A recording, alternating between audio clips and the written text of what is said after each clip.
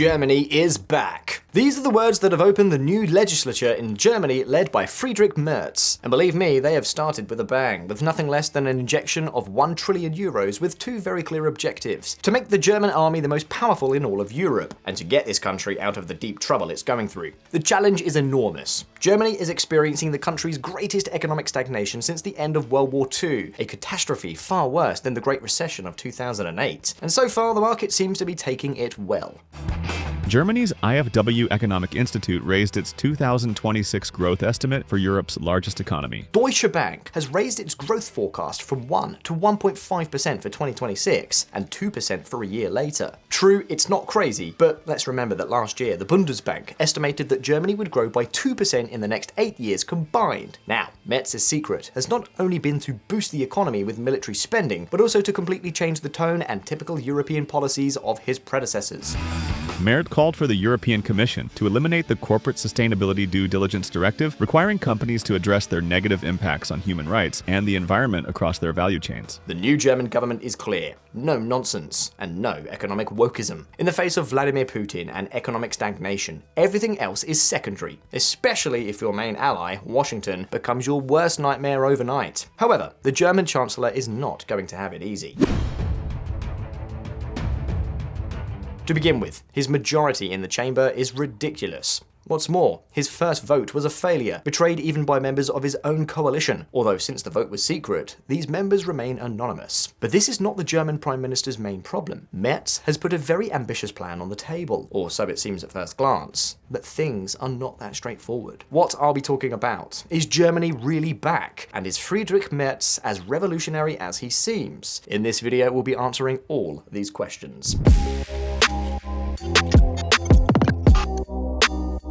For half a decade, the German economy has already been more disappointing than Elon Musk with Doge. At first, well, they could blame the crisis on COVID, or skyrocketing electricity prices due to the Ukraine war. But by now, it's clear that there's something structurally broken in the German model. The price of electricity has already practically recovered, at least on the wholesale market, and this has not caused the German economy to show any green shoots. So why has Germany gone from being the driver of the old continent to the sick man of Europe? Well, no one really has a very concrete answer, but everything indicates that the German model is becoming outdated, and China is partly to blame. Pay attention to this chart. You're looking at the exports of machinery and automobiles to China. The immense demand from the Asian giant was precisely what prevented Germany from suffering the 2008 crisis. But things are different now. China is no longer interested in Volkswagen cars, and companies don't know how to adapt. In a sense, we could say that the German model consists of manufacturing very sophisticated, but also somewhat old-fashioned products. Come on, I certainly don't have to explain to you the problems that companies like Volkswagen are having in adapting to the electric vehicle market. And now let me ask you a question. Who is the German Google or Xiaomi? Exactly, and let's see. Yes, Germany has some good technology like SAP, which is a leader in business management software. But let's face it, when we think of cutting-edge technology, we think of Nvidia, ChatGPT, or China's automated megafactories. It's in this context that the protagonist of our story, Friedrich Merz, has arrived at the Chancellery. The nearly 2-meter-tall politician has been affiliated with the Christian Democratic Union, Merkel's party, since the age of 17. But despite this, Merz has left us with headlines that were completely unthinkable with his predecessors. In the center of Stuttgart, you could see this sculpture, a giant zero. And no, it did not refer to the 0% growth that Germany is experiencing these days, but to the zero deficit that was achieved last decade, a source of pride for German politicians. Balanced budgets have been one of the key aspects to the German model, but Merz has now made a U-turn. If you go to Stuttgart, you will no longer be able to see this sculpture. The giant zero is gathering dust in an attic. Instead, Merz has made the debt brake, which limited deficit growth to 0.35% per year, inapplicable to defense spending. From there, he will get 500 billion euros. But because his government is so weak, he has had to give the SPD and the Greens another 500 billion euros in infrastructure, of which 10% will go to the energy transition. Here we already see one of the main problems of this government. The new Chancellor's proposal is very ambitious, to break with an old failed model and return to lead the global economy. However, getting three parties parties to agree on the same goal is no easy task. So every time Merz wants to push something forward, he basically has no choice but to spend money to bribe the rest of his coalition. And of course, the big question is, will Germany be able to spend all that money well? Because if the next generation funds have demonstrated anything, is that putting up money for the sake of putting up money doesn't solve any problem. On the one hand, one thing is clear. Germany has plenty of room for debt. Thanks to the zero deficit, which became a surplus for a few years, Europe's leading power has a debt of barely 60% of GDP. And according to a study of economists conducted by the Financial Times, this figure could rise to 80% before negative effects begin to appear. However, it's also true that when this package was announced, the German bond soared to almost 3%, the biggest rise in a single day in the last 28 years. In other words, the cost of debt rose. The market is not entirely confident in this move either. The reason? Well, we've already told you. It's very difficult to spend so much money all at once, and to spend it well. One example. In 2023, 16% of the entire public budget, some 76 billion euros, was trapped in the labyrinth of bureaucracy. But there are much worse concrete programs. 75% of the 100 billion euros that the former chancellor put into arms purchases are still waiting their turn to buy something. Yeah, you heard correctly. 3/4 of the program was completely paralyzed. And the German arms industry was so bad that no matter how much money the government offered to buy weapons, production was unable to keep up. And at this point, we need to talk about the other elephant in the room in Merz's plan. The military boom.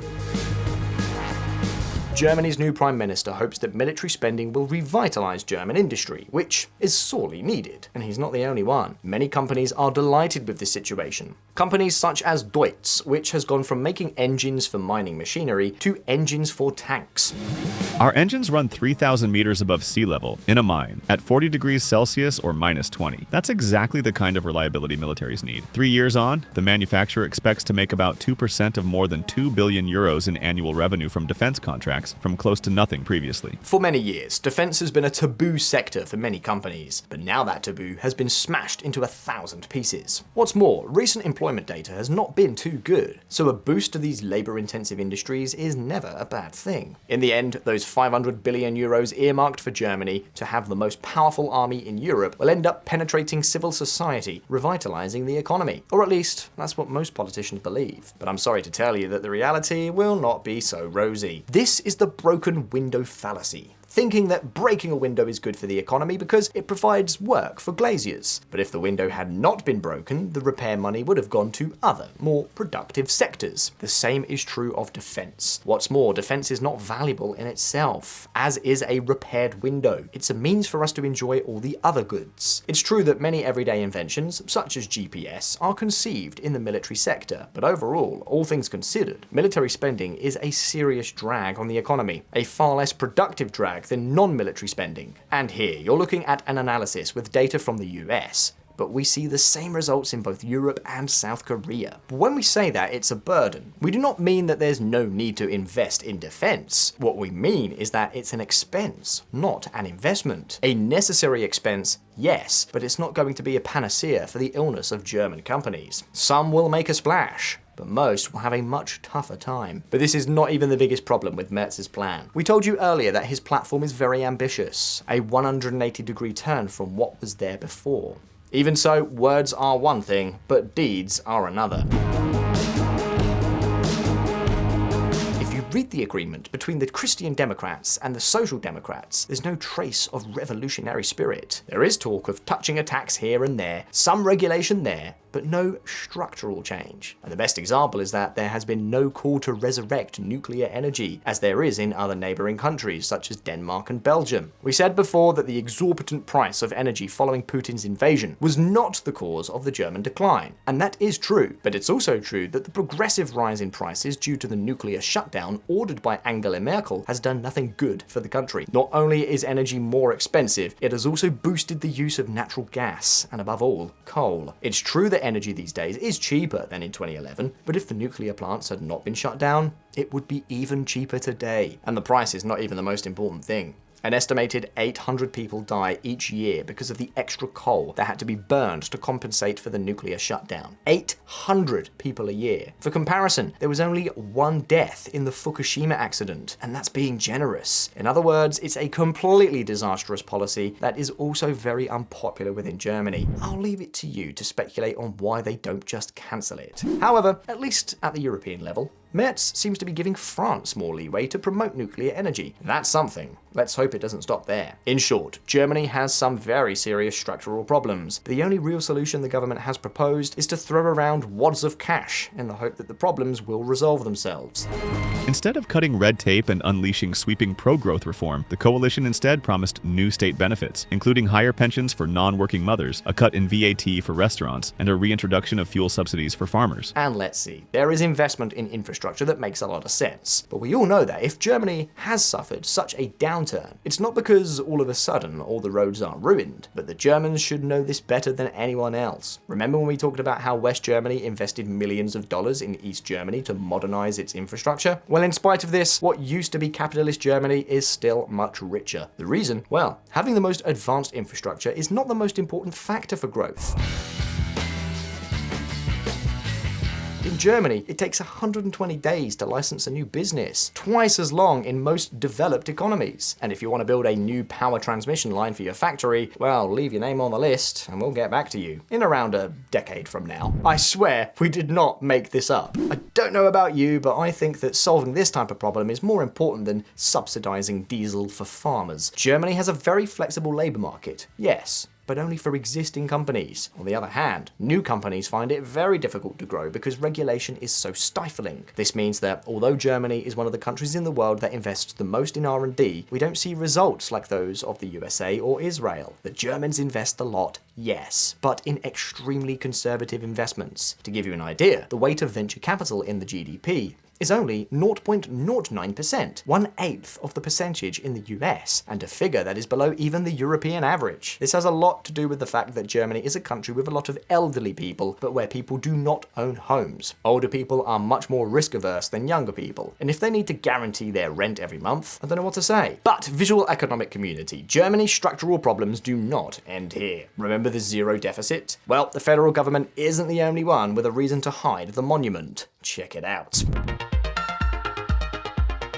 According to a Bundesbank report, between 2023 and 2024, local government debt grew from 6.5 billion euros to 25. The reason? Well, tax collection was similar. The big difference was in spending. More public salaries, more aid, and more interest payments on the debt. These are the three items that explain the increase. Note that we're not talking about one-off items such as a stimulus package, but about a serious increase in current spending that is very difficult to reduce. And I know what many of you are wondering. What is Friedrich Merz's plan for dealing with this crisis? Well, that's what we would like to know. But in Germany, everyone is talking about the extra billion in public spending instead of these more substantive issues. Okay, it's certainly a much more boring topic, but by this stage in the video, I hope I've convinced you that it's much more important for economic growth. And remember that some consultants had revised Germany's growth upwards. The Ministry of Finance, in its latest report, has poured cold water on these more optimistic positions. The government expects to lose more than 30 billion euros in revenue by 2029, all due to the state of the economy. It's true that the forecasts are slightly better than a year ago, but they have worsened compared to the last October's analysis.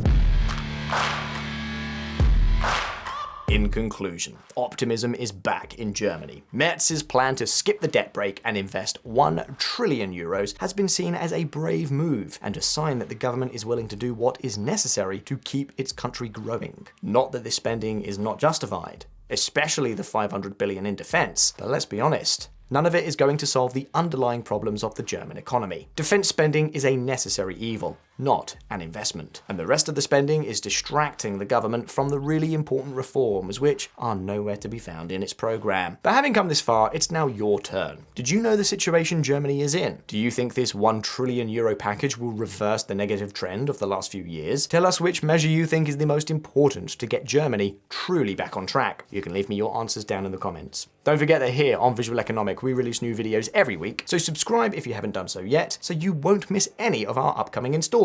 If you like this video, please like it, and I'll see you in the next one. All the best. See you next time.